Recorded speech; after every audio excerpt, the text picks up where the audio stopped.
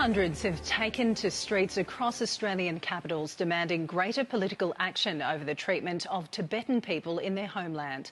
Some protest groups gathered outside local Chinese consulates as community members expressed their outrage on the 65th anniversary of the Tibetan uprising.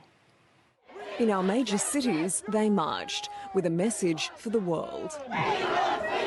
Today marks 6.5 decades since Tibetans staged a resistance to Chinese authority in the region, an uprising which claimed the lives of thousands and from which the spiritual leader, the Dalai Lama, and many Tibetan people fled. Today we are here to tell the Australian government and tell the Australian people that we have a responsibility. Australia has a responsibility to help resolve the situation in Tibet.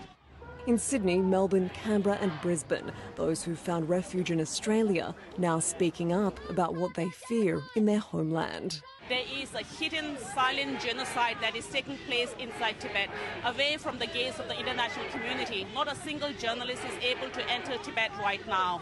Foreign tourists are not able to travel to Tibet freely. It makes me feel like that I have to stand up, like it's a instinct, a thing that you must do, and stand up for the Tibetans that sacrifice their life, so then they don't die in vain. The group taking their argument right to the doorstep of the Chinese consulate. Even some Chinese nationals joining the action. I think as a Chinese, or doesn't matter what ethnic you are from, you should all stand with Tibetan people because they are still suffering.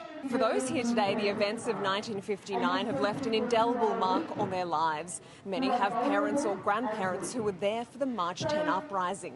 Now they feel it's their duty to raise awareness about the plight of their people. All of the Tibetans here, most 80% is former political prisoners. And they have my father's generations. They're all in Tibet, in a prison.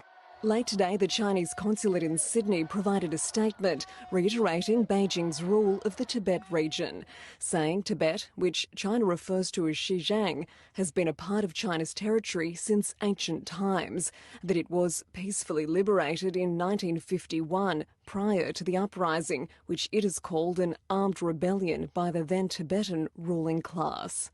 Kath Landers, SBS World News.